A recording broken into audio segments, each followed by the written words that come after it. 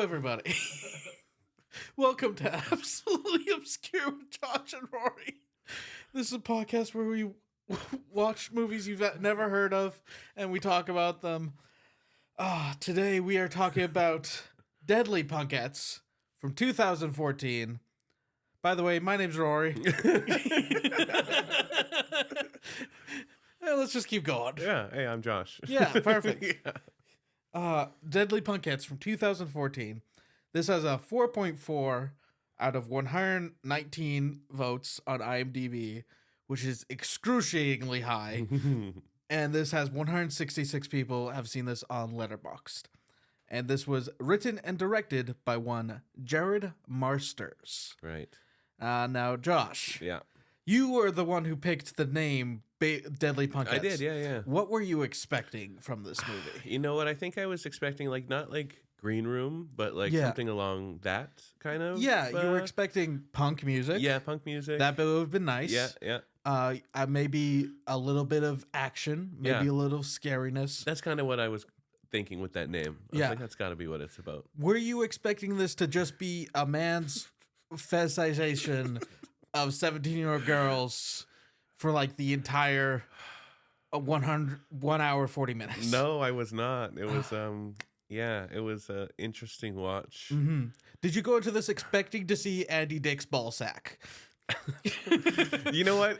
I didn't even register it. The opening is so frantic that I didn't even know what was going on. I didn't even know it was Andy Dick until I remembered Andy Dick is somewhere in this movie. Yeah, no, I did clock it was Andy Dick, but I was just my first note is Andy Dick being annoying. Yes. And that never comes back into play. That whole, what is it? I have no idea. What a weird thing. This is one of the worst movies we've watched so far. It's very bad. What's the directing style of one Jared Marsters? Yeah. Well, I remember I said to you off camera, I was like, oh, I don't like this guy's style. And you're like, he doesn't have a style. Calling it a style is rich.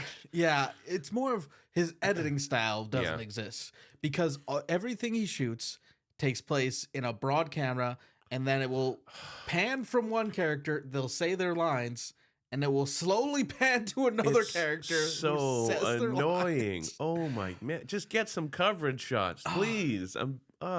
This was shot in 2 days. Yes. This could have been shot in 2 days. I honestly believe that. Other thing this guy loves, which we'll get into, girls suntanning on a lawn. Yes. There's multiple scenes of just them taking a suntan on a lawn. And then there's a older man who spies on them suntanning on a lawn, which I can't help but feel might be our director putting himself in the movie.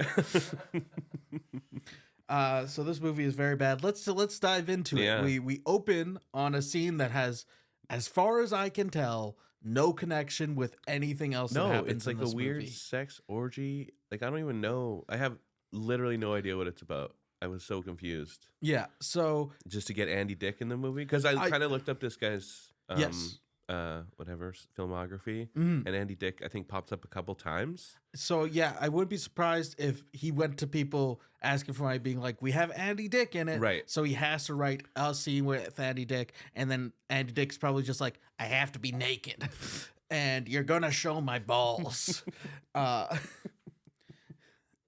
So we opened on Andy Dick, who this was in 2014. He looks rough. Yeah. He looks like Mick Jagger now. It's true. It did take me it took me a while to figure out who it was. I was like, I think I know who that is, but I had to really concentrate. He's got a scruffy beard. He's got really gross gray hair. Mm-hmm.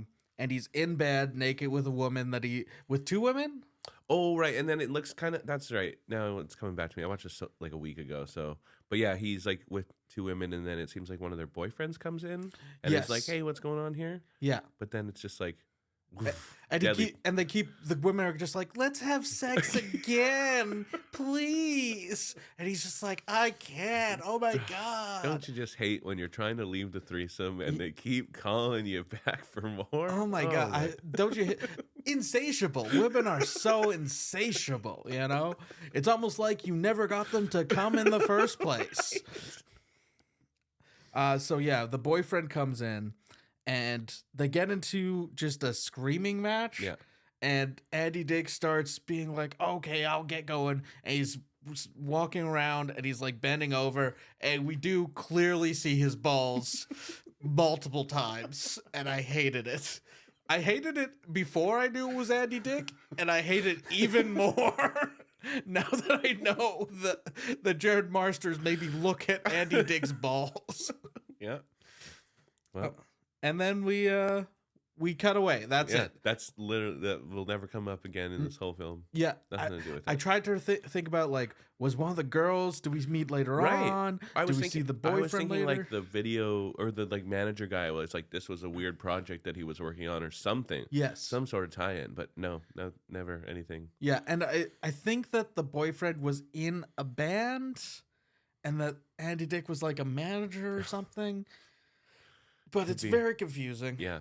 This movie takes it's all about bands, it's all about managing bands, it's all about making them superstars while they're 17 years old and they've never recorded any music, but they're suddenly superstars. Also, I was gonna say about how easy it is to become superstars. Oh, it is so easy to become the biggest band in the world. You don't have to have written a song. It's kind of well. It turns out if you just sit down and write a song, it's probably going to be a hit. Yeah, absolutely. I mean, and then just record it, and it doesn't even matter if you don't know how to play instruments the day before. No, if you've never picked up an instrument before, you're gonna be good at it.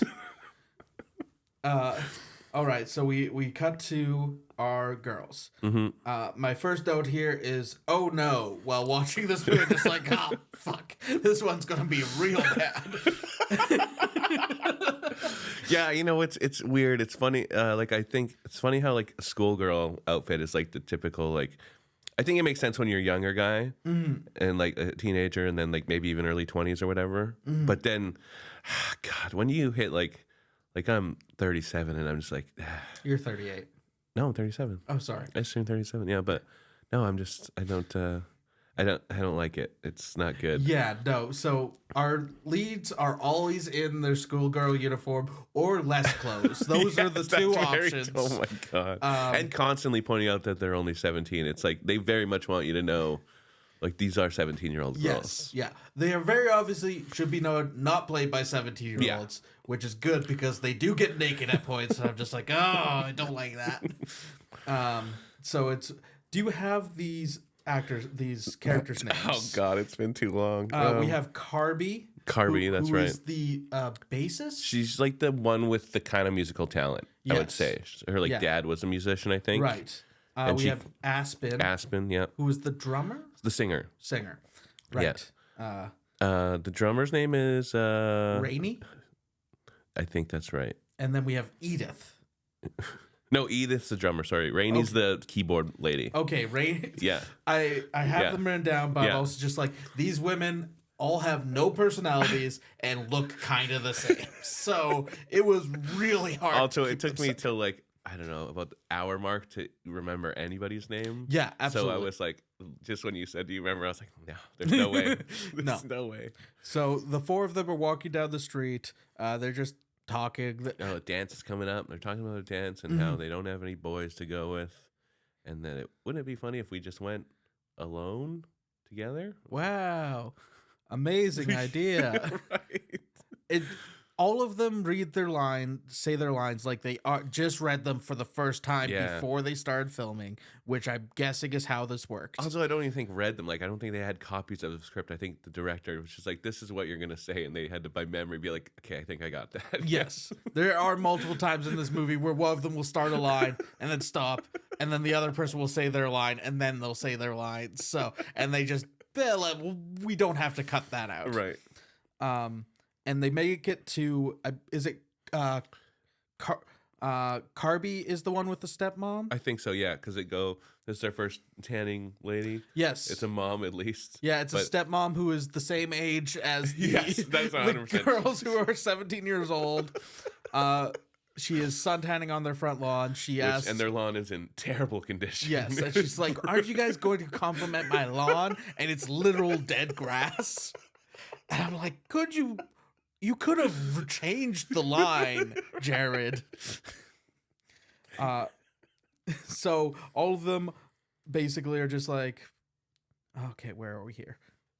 Yeah, I don't even know. They're just talking about the dance more, Mm-hmm. and then I think it goes pretty quick into like. Oh, this movie goes quick. Everything in this movie happens super fast and but with it's like no literally like the I think the mom maybe is like, here's a guitar. Oh yeah, here's your dad's guitar. Yes. And then she strums it twice. She literally strums it twice. And it's just like, we should form a band. Calls her friends like, we should start a band. Yes. Sue strums some guitar and she's like, I got this shit. It's so funny. Not an exact. I have 2 strokes of guitar written down. And then she calls her friends, and she definitely, one of them is naked when she calls her, but I'm just like, oh, no, please. And she's straight up just says like, oh, I'm naked right now. And she's like, oh, you don't have to put on clothes. I'm like, no, please put on clothes. I don't like this. I'm so sorry. I did remember a line I wrote down here that was one of the funny lines in the movie. Mm-hmm. The stepmom, when she hands her the guitar, she's like, yeah, this is your dad's guitar back when he was with some bitch in a duo. Oh, right. And she's like, you mean my mom? And she's like, yes. Right. But yeah. And it should be noted that this is the only parent that will meet the entire movie, despite the fact that, spoiler alert, one of these girls does get murdered at some point in this movie. We never meet another parent. They probably couldn't make it to the funeral. Yeah, they weren't. They didn't look like schoolgirls. They all auditioned to be schoolgirls. Yes. You had to either be a schoolgirl or a 40-year-old man to be in this movie.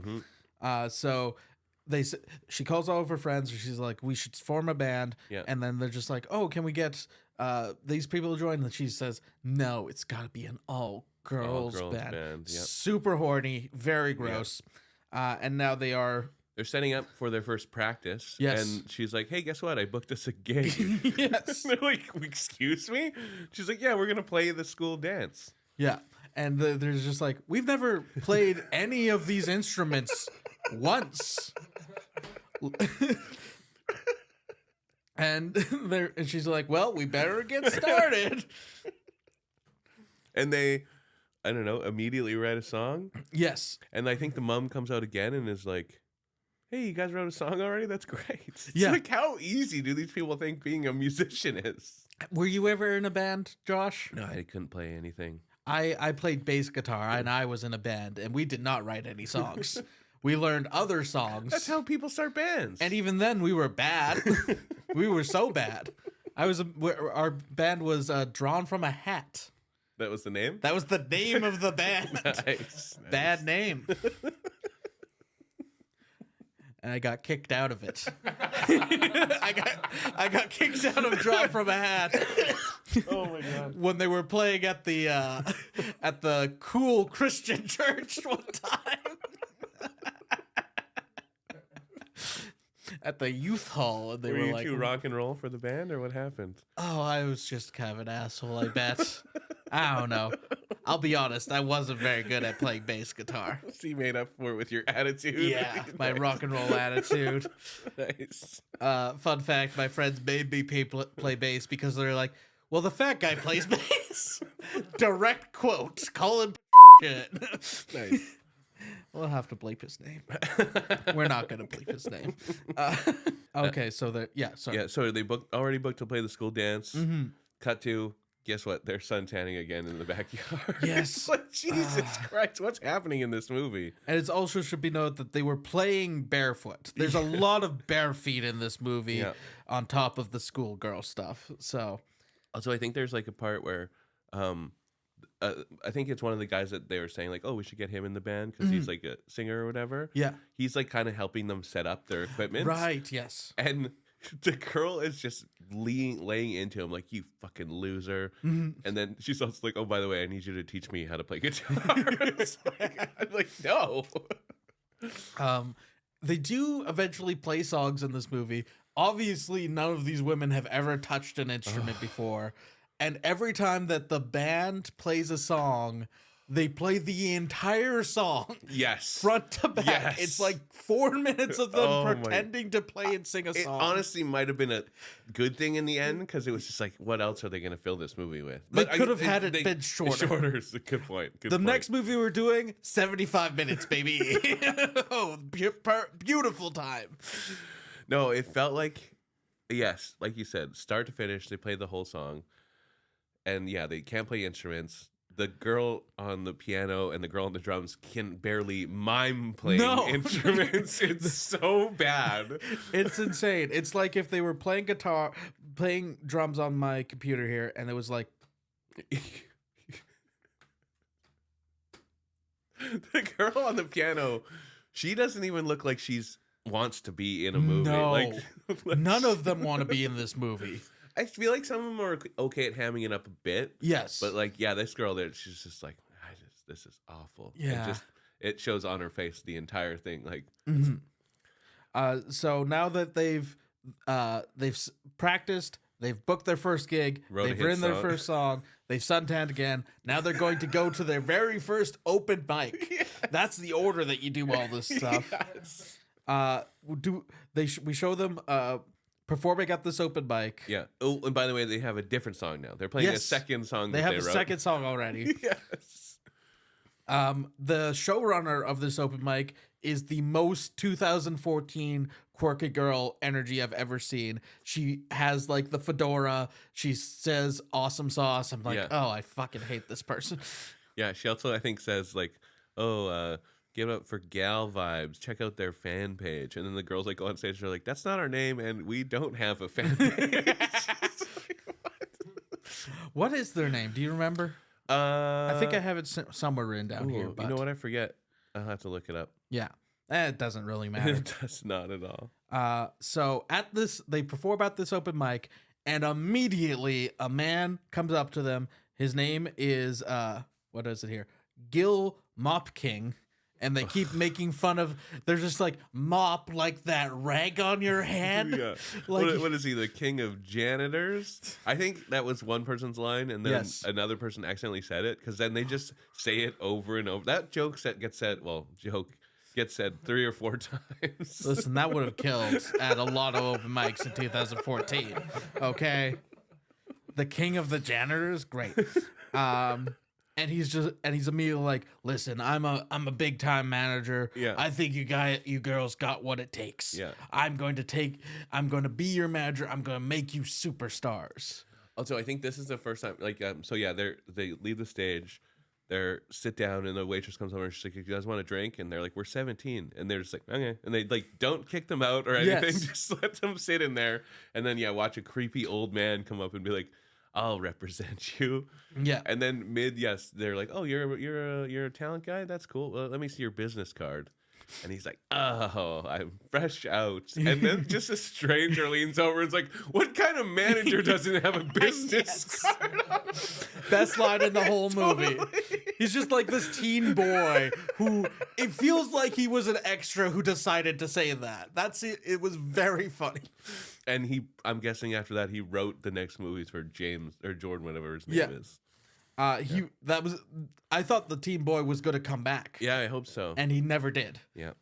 Unfortunately. No, we were stuck with Mop King for the rest of the movie. So they laugh him out of the place, basically, but he somehow finds out where they live. I think he tracked down one of them. So what happened was, again, we bounced back to them suntanning again. Yeah, more suntanning. As you do during the day. And Aspen, I think, calls them, and it's like, oh, guess what? That creepy guy, I actually looked him up. He is legit. Yes. So I called him. He's headed over to your house right now. Yeah, right now. Right now. He's there already. Cut to him lurking in the bushes as they're like tanning, and the mom comes out and hoses him off. Oh my god. Yeah. It was good. I liked the mom like coming to their defense. That was nice. But it also just felt like another horny thing of being like, oh, you want to be sprayed by this hot stepmom? Don't you just love perving on girls and then getting hosed off? Oh my god. Yeah, you're right. I mean, admittedly, I do, but that's between me and my search history, okay? So he watches them play, I guess, another song, and he's just like, okay, we need to figure out your image. And then one of them walks, I think it was Aspen, arrives. Yes, she finally shows up. School uniform. He's like, this is perfect. I've never seen anything like this before. Right. Yeah. This guy's unfamiliar with the schoolgirl uniform. Yes. This guy seems very familiar with the schoolgirl uniform. This guy had tattoo all the things you said on repeat, you know? And immediately cut to they're recording. They're recording an album. Yep. Literally the next day, I'm pretty sure. Yeah. And also, and then this is where, so just some lady walks into the studio. Yeah. Who's like not involved in the band and is like, oh, this band seems pretty good. And then just like openly is like, I'm probably going to steal them away from Mop King. Yeah. It's like, whoa, why are you letting people just wander into the studio? When I'm assuming you've booked off the time.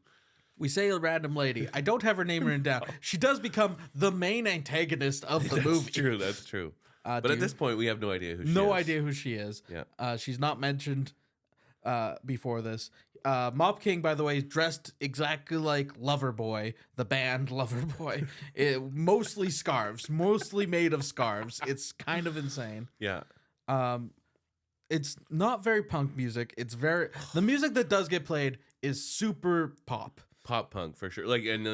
And punk, like you said, generous. Yeah, it's very poppy. Very pop punk, and also bad pop punk. Very bad. Josh and I, big fans of pop punk. Both of us. I will say, with the exception of Little Pink Guitar, because that song, I was like, this one I could get into. I don't remember that one. That one, it was stuck in my head for a couple of days. They have a song about a little pink guitar. It's pretty good. Yeah. But also, all these recording sessions remind me of, have you ever like gone on YouTube and you see like here's a cover of a song that you really like, and you like click it and watch it, and you're like, oh, this band is pretty good. Yeah. But then you didn't realize they have 1,000 videos that look the exact same, and that's all, and it's just like, okay, this is too much. Every video in this movie feels like that. Yeah. Like it's just the same shot of them playing instruments over a green screen. Yes. Camera moving around. Stuff on the background. It's very like, okay, these aren't music videos. You're just like, yeah, they do eventually get to a music video after the recording, and it is all done in front of screens. They're just playing a song, and the background is now white.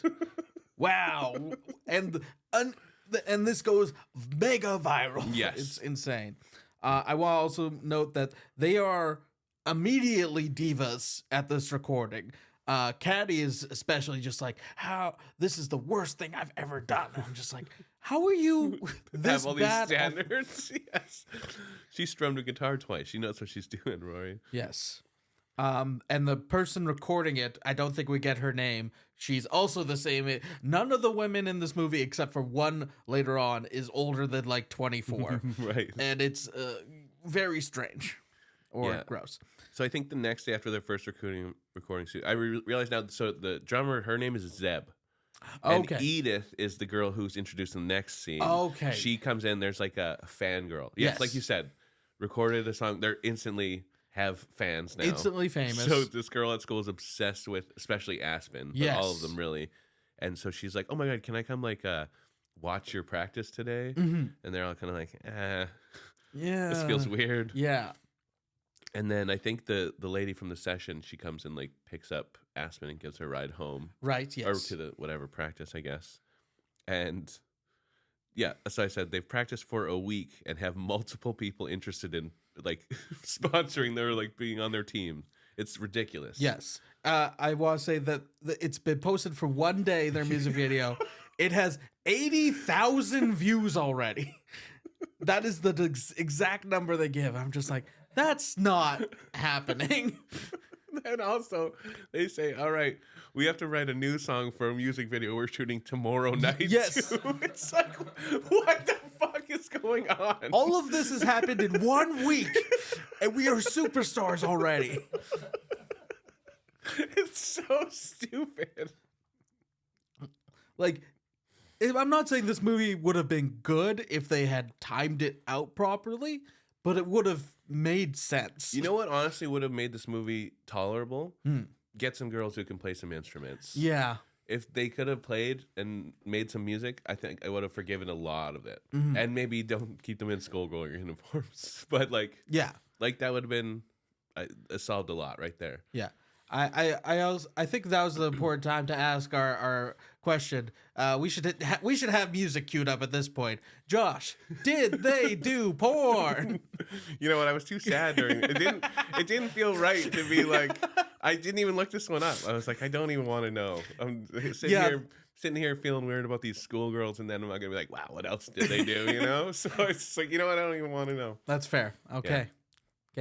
Sorry, guys. You'll have to look it up yourselves this time. I'll have to wait till they're in a different horny movie to let you know, I guess. Listen, I have some bad news about the choices of the next.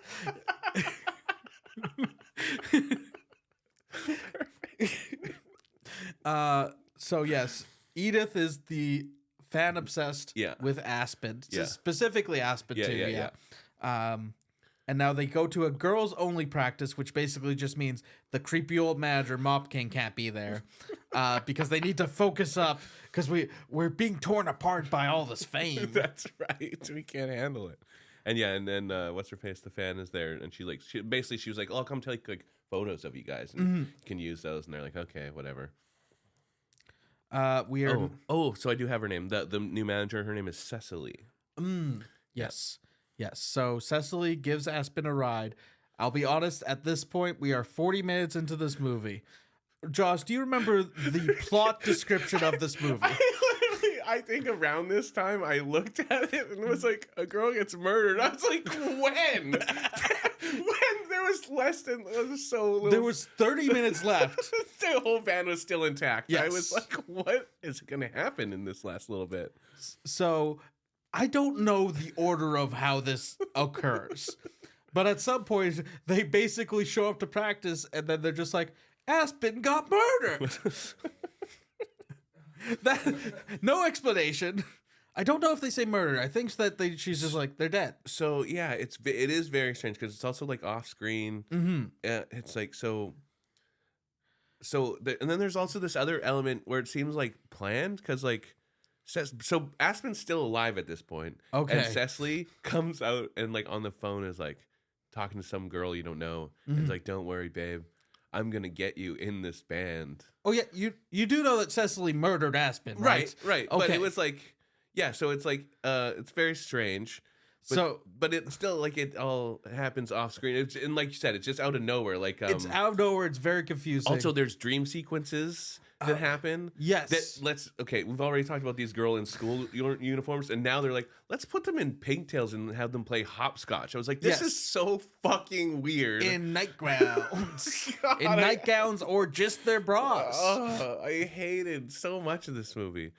And usually it's not when like as a guy who watches who I don't mind a bad movie with some weird context, and then I'm like, this is too pervy for me. I don't like this at all. This is not good. We found his limit, folks. Yes. But it's just I'm trying to think of the order of operations here. Because there is also another point where Edith like kisses Aspen. Okay. Which is another thing they just tried to shoehorn in there. I think that they play at another concert, and then after that... Oh, you're right. Because, they leave, and then so they're going to drive home. Yeah. And they're like, oh, we only have, one of those famous 3-seat cars. Yes. So we can only take 3 of us. So sorry, Aspen, you're on your own. And they just ditch her with Edith. Yeah. And then, that's when Edith makes her move, tries to kiss her. Mm-hmm. Oh, sorry, she kisses her, after being rejected hard for several minutes. Oh, God, yes. Like, she's basically like, we should just do this. And Aspen's like, no, I really don't want to. I don't. Yes. This is not cool. Take it from 2 men who know rejection. She did not want to be kissed. No. And then it says other girls together. Oh, there's like some weird, one of them has like cuts on their wrists. And like they shoehorn in all these weird things of being like, that was a thing I used to do. It's like, why did this need to be brought up? I straight up don't remember that. It's not good. No memory of that whatsoever. Good. And then it's like dream sequence. What the fuck is this? They're playing hopscotch, skipping, mixed with imagery of scientists looking through microscopes. There's just random shit going on screen. Did I fall asleep during this movie? I do not have this down at all. And then, they're just like I think Darby, what is it? Carby. She wakes up and then Edith's just like, no, Vet Zeb. Zeb. It's just like, she's dead. Yeah. Aspen's dead. It's like, what? Oh, it looks like our best friend died last night. Isn't that crazy? It was. And then they, of course, have to have a lemonade sale. That's the most defeated It was sound. fucking ridiculous. Yeah. These girls are 17 and they're selling lemonade for 50 cents in front of to raise money for a funeral, apparently. Yes. Like you said, where are the parents in this scenario? Someone please pay for this megastar's funeral. Yes. I'm sure you could sell it for a little bit more than 50. You're going to have to sell so much fucking lemonade for 50 cents a pop to pay for a funeral. Yeah, you could have sold one cup of that to Mop King for like $7,000 Yeah. probably. Oh, man. Mop King doesn't have $7,000. Mop King. That's a good point. So while they're selling the lemonade, Cecily comes up and she's just like, I'm sorry about your friend. Looks like you guys need a new lead singer and we need to keep the band rolling. So we got you a new lead singer and we're just going to pretend it was the same person as before. She looks nothing like her. Nope. Different skin tone, different hair color. Mm-hmm. They were also super famous all of a sudden, which I've covered multiple times. Yes. So how the fuck did they try and pull this? Like, they shot music videos. Yeah. And how are they going to pull this switcheroo on their fans? And the girls also, like, they're, like, kind of apprehensive. They're like, I don't know. That doesn't seem right to just pretend that Aspen didn't die 2 nights ago. Yeah. And they're like, that's too bad. We were going to, like, probably go on tour or something. They're like, well, okay, if that's I guess we gotta do what we gotta do. We gotta do a world tour. World tour specifically how you start a band and a week later you're on a world tour. Yeah, absolutely. After your lead singer gets murdered. That's how it goes. And and the band they're gonna open for is the Wheelchairs. Yes, on because Friday. Because the guy Jared Marsters wanted to just use a handicap sign as the band's logo. He didn't want to invent another logo. No. Oh my god. And then I just have, okay, what the fuck is happening? Seb has a shrine. No, Edith has like a shrine of her, and like also she's her. It was like this is. I couldn't tell what was dream and what was real. Yes, in lots of this part. So it was. We do get a dream where Carby is dancing with Aspen dead. Yes. And Aspen also, it should be noted, is a ghost who can move things in the real world. Yeah, yeah. And because, they do that, like you said, with the slow pan. This was the most painful version of this. Yes. Because, listen, I don't know if anyone's seen Last Night in Soho with the dancing and the switching of the people and how awesome it was. Yes. This is not that. Yes. Because this is trying to be that. They have them dancing. Yeah. Like you said, dead Aspen and Carby. And they pan over to the mirror very slowly, by the way. So much slow. time to get out of there to show just Darby on her own. Yeah. And they flash back, and now they're together. And it's like, okay, I got it. Yeah. Also, it's Carby. Remember, it's even dumber than you think it is. No matter what you think in this movie, it is dumber than that. I can't wait to talk about the end of this. Oh my god, I can't remember the end of this. I'm going through these notes and my brain is melting. So new girl, she comes to the recording. Her name's Jezebel. Mm-hmm. There's also like this weird homeless lady in the background that doesn't really have anything to do with. Oh yeah, she's credited as crack addict, and I don't remember what she does. I think she comes. She's just in the background. She kind of warns them. She's a little bit, yeah. Like she's kind of like the harbinger of doom, being like, "There's a spirit around you." I thought she was gonna end up being like that. She saw the accident or something like that, but no, she's just around. Mm-hmm. And Jezebel is going in the recording, and they record the album. They're just like, and she's super stuck up and hates the band and doesn't want to be there. Yeah. And is only there because she and Cecily are dating. Go ahead. Sorry, I was gonna say. So this I love too. Yeah, the Edith now shows up again to the recording, and this is like one of my favorite parts because it's just hardcore. So Edith shows up, and Zeb's like, "All right, I'm gonna only say this once. Aspen didn't like you. You annoyed everyone."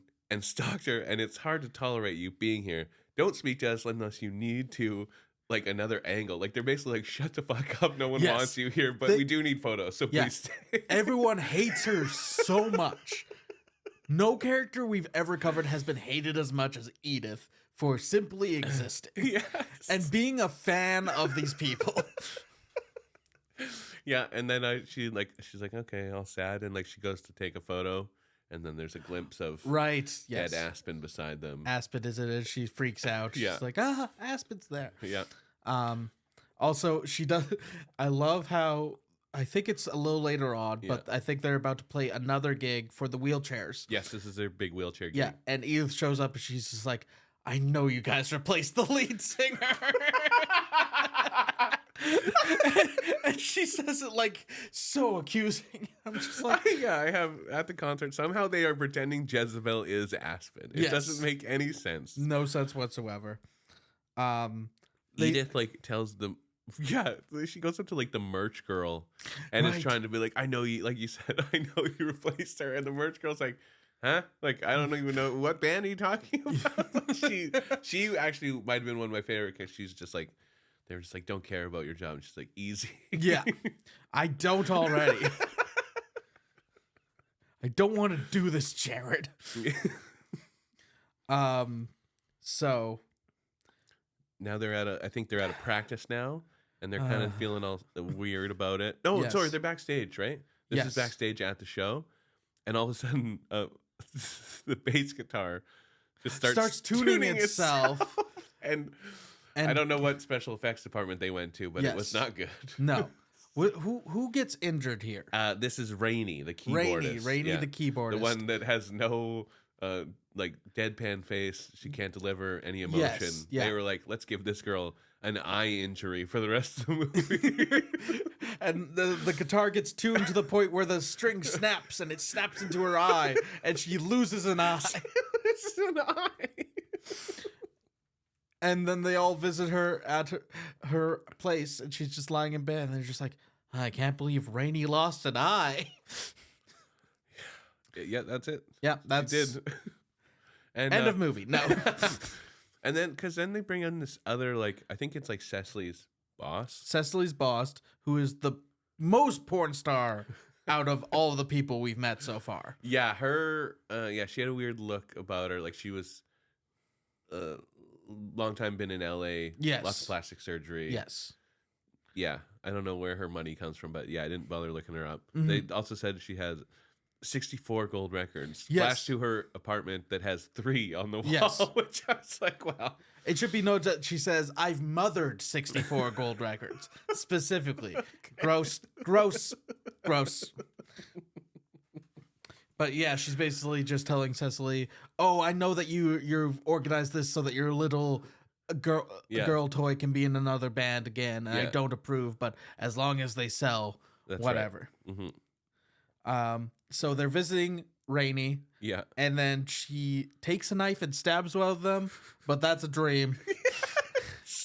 And I was so... And also, you think she doesn't have an expression on her face when she plays the keyboard. Yeah. She does not care when she's stabbing someone in the stomach at all. No. She doesn't care when she loses an eye. She doesn't care when she's killing her friends. She's a great actress. I'm glad she had success. Yes. Yep. And that was, like you said. Oh, no, that was a dream. Weird. They tried to show off the eye makeup, but it's not good. Yeah. And then I think we now found out that there were narcotics in Aspen's system. Yes. Sure. Why not? And they were all just like, she would never do drugs, but that's the hard rock lifestyle, baby. Right. You're superstars now. Of course she was doing drugs. You guys aren't doing drugs yet? You're superstars. You have to. Oh, man. Yeah, no, it's, we also, there's like, there's some weird thing where a pen starts floating and someone's freaking out, I think. Yes. The ghost writes a note. Aspen writes a note, and we do see her ghost form. Yeah. Which is just kind of like Wicked Witch of the West green makeup. Yeah. It looks terrible. It's not good. No. And then so now we're at it goes back to Jezebel and Cecily's place. Yes. So they are like full on couple. Mm-hmm. And this is another chance to get some women in underwear. So let's take advantage of that. And women fully naked. Yeah. Because Jezebel goes to take a bath. That's true, yeah. She is very naked, and then Ghost Aspen throws like a toaster or some shit. No, she throws a boombox into the tub. Yeah. In this the tiniest bathroom I've ever seen. The fact they fit a camera in there actually kind of impressive. And I think they had to go real top down. Real top. At the ceiling was the only way it worked. And she electrocutes for a very long time. Very long time, yeah. And her boobs jiggle a whole bunch. Did not like watching this in the public library. Let me tell you that. Felt uncomfortable. You ever just have a sign on your back that's like research for a podcast? I'm researching. Don't bother me. You're right. I don't know if that's better. So now Jezebel is dead. Yep. Sure. Okay. I have Zeb has a gun. Zeb has a gun. Right. Because then she confesses that yes, Aspen was on drugs. In fact, we were both doing drugs, and I was there, and then she OD'd, and right, I threw her down the stairs to cover up the. It's like, holy, where did this come from? From nowhere.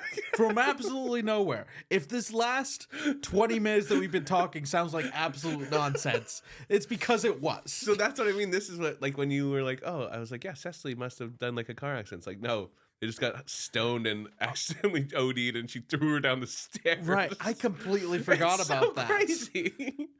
And yeah, and then so they like struggle for the gun. Mm-hmm. Her and Carby and Zeb, yeah. Yeah. And I think, does it go off, or I don't even know. Like I feel like he gets it. I think she gets shot, and then they're kind of like, no, I don't think she gets shot. I think it just goes off, and that and it startles them, right? And they kind of like, and then they're just like, and she's just kind of like, hey, I know I just basically confessed that I murdered our friend, but if you could not tell people that, that'd be great. And she's like, yeah, okay, I guess. And yeah, we're best friends. They just don't cut tell anyone. Looks like the band broke up. Yeah. Carby's solo now. Yeah, she says that she does cruise ships sometimes. No, wait, she's talking to a bartender at open mic. That's right. And the bartender's like, I play cruise ships sometimes. I'm just like, Jesus fucking Christ.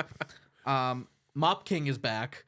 Yeah. If you notice that we didn't talk about him the last while because he was just gone from the movie. Yeah. Yeah, she runs into her, and she also drops out like, "Oh, Rainy's eye. Don't worry, Aspen was a donor, and she's gonna end up with an eye again. Isn't that great?" Yeah, I feel like that girl was dead for a while before they got that eye on ice. Like, okay, and then she goes up on stage at this open mic, and it's like, "Oh, I'm gonna dedicate the song to a dead friend of mine," and she's like, "Can't really play." Yeah. And then I don't know if you remember this. She gets mocked for playing a song for her dead friend. Someone in the crowd's like making fun of her. And everyone laughs. Everyone laughs in her face. It's so funny. It was like, when would this ever happen at an open mic? She got she got heckled at a fucking guitar open mic. Yeah, being like, here's a song dedicated to my friend who died. They just laugh in her fucking face. Fucking loser. It's so funny. And then so she's like hesitant, she can't really play. And then they do the worst. They try and mimic like Ghost. Yes. And all of a sudden Aspen's dead ghost figure is behind her and like mimes her hands on the guitar. And then she starts playing. Which, I gotta say, Aspen didn't play guitar. Right, yeah. She was the lead singer. Yep, no, it didn't make any sense. And that's the end of Deadly Punkettes. Yeah. Yeah. Is this the worst movie we've covered? Yeah, I don't know. It's pretty terrible. It was up there with, like, at least, I guess the one thing I can say about Fatal Secrets is thank God they were adult women. They were adult portraying women. Adult women, you know? It had Ed Begley Jr., it had Ernie Hudson. Oh, so I always mix up Fatal Secrets and Bleeding Hearts. They're just both. Bleeding Hearts was also That's the one I meant. Yeah, I know. Oh, Yeah. I want to rate this half a star. I wouldn't be opposed to that. It was not good. I did like there was like not that I liked it, but the end of this movie, like when her friend's playing at the open mic now, they also just show like Ghost Aspen like in the crowd being like, "Hey, she's playing," and also then she's like they're doing this bit where it's like because she's a ghost, but we can see her. Yeah, she's like tapping people on the shoulder, and they're like, "What's going on?" It's like all these open micers that she's just playing. It's like I must have just shut it off at this point. I must have just been like, "Fuck this! I'm not watching this fucking." Because, and the other thing that interests me is because I think I'd looked him up at this point and saw a picture of him. One of the open mic guys is our director. I see. Yes. He a little Alfred Hitchcock cameo there. Yeah. So that was Deadly Punkettes, folk. Yeah. It's very bad. Not what I was hoping. No. Honestly, I'd maybe give it 1 star for Little Pink Guitar because I like that song a lot. 1 star? I'll give it 1 star. We'll give it 1 star. And you can find that on our Letterboxd. You can find our ratings and every movie that we've covered on our Letterboxd, which is the same as all of our social media, which is absolutely obscure pod. You can email us at absolutelyobscurepodcast@gmail.com if you have any comments, if you have any questions, if you have any recommendations for movies that we might want to do. We'll read out any emails that we get. Yeah, you can also follow us individually at The True Rory or Real Funny Josh. Thank you to our producer, Aaron Campbell, Handsome Man in Comedy. And thank you to Matt Prince for our theme music. Yeah, very good. And that's going to do it for this week because we will pick the movies for the next episode. Next one, yeah. All right. Well, thank you guys so much for watching, listening. Have a good one. Bye. Thanks. That was a rough one.